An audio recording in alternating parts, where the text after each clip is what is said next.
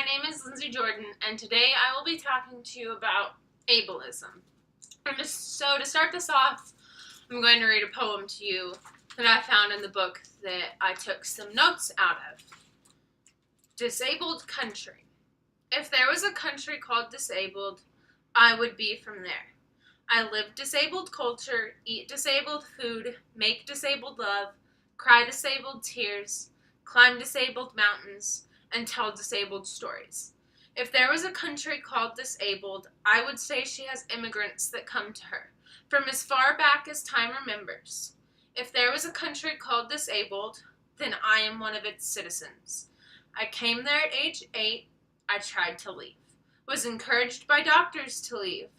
I tried to surgically remove myself from disabled country, but found myself, in the end, staying and living there. If there was a country called disabled, I would always have to remind myself that I came from there. I often want to forget. I would have to remember. In my life's journey, I am making myself at home in my country. So, some common themes that I'm going to discuss are disabled people are viewed as helpless. You're not disabled unless it's visible. People fake disabilities for the welfare and benefits that they receive, and there are plenty of cures for disability. One of the aspects that I want to talk about are disabled people are able to do more than perceived by able people. And a great example of this would be the Paralympics.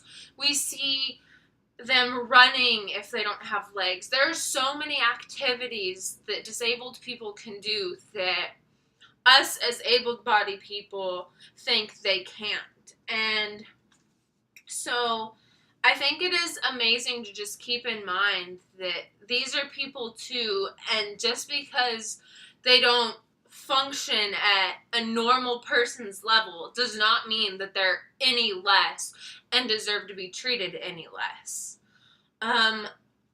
I recently underwent back surgery, and my experience, even though I am only temporarily disabled, was amazing to see.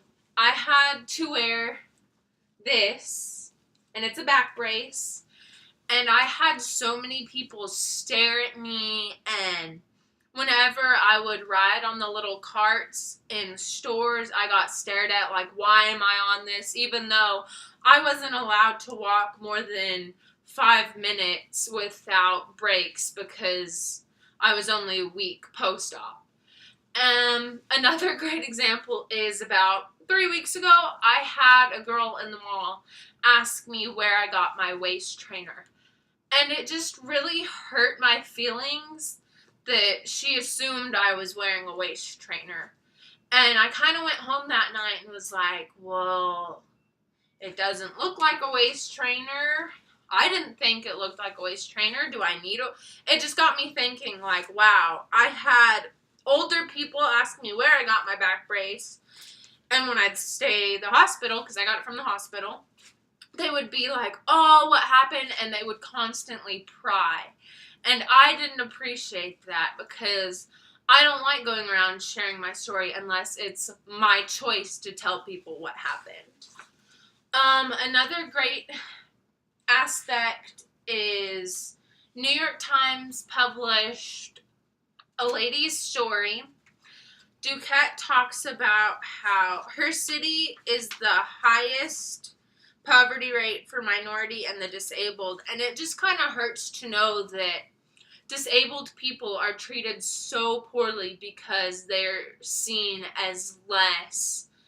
And it's just kind of sad that as a nation we view these people as not equals, even though they're fully capable of doing what many of us do every single day. They've adapted to take care of themselves, and she makes a great point that Duquette goes out by herself, and when she goes out by herself, people greet her with shock when she says that she doesn't have a caregiver. Or if somebody's with her and she has a companion, she states that people often assume that this person is her caregiver. And that's sad that we perceive these people as needing help, that they can't do anything without others helps, even though many of them can. A good family friend of mine is disabled and in a wheelchair, and he can drive, he can go sit down, he can take himself to movies, he can do everything you and I can do. And you can tell that it bothers him when somebody asks. And even this lady in her article, it bothers them when somebody's like, oh, you don't have a caregiver? And so I think we need to do a better job of understanding that these people can do everything you and I can do. So according to Appleby, people with disabilities is the largest minority group, larger than the population of elderly and Black people. And the first time disability appeared in American culture was in the 1830 census, which recorded for the first time the numbers of deaf, blind, and dumb residents. According to Australian National University, some common disabilities are visual impairment, deaf or hard of hearing, mental health conditions, intellectual disability, acquired brain injury, autism spectrum disorder, and or physical disability. And I really encourage you guys to go and look at that resource that I used, because they show ways of how to handle people that do have disabilities, and by handle I mean how to interact with them appropriately. There are two words when talking about this topic, ableism and disableism. And ableism is a relatively new term that emerged in the United States in the early 80s when the disability movement came about. Ableism and disableism are pretty much the same concept and go hand in hand. It just depends on the emphasis one is trying to create, according to expert Lawrence Carter Long. Ableism is discrimination in favor of able-bodied people, while disableism is discrimination or prejudice against people who are disabled. Ableism is a single word used instead of using disability discrimination or disability prejudice, according to Ouchblog. And so I really encourage you guys to take the time and see, if you ever see anybody that is disabled, notice how you interact with them. Try not to discriminate just because you think they're not as good, because in reality, many of these people are just as good as us and can do things that may surprise you.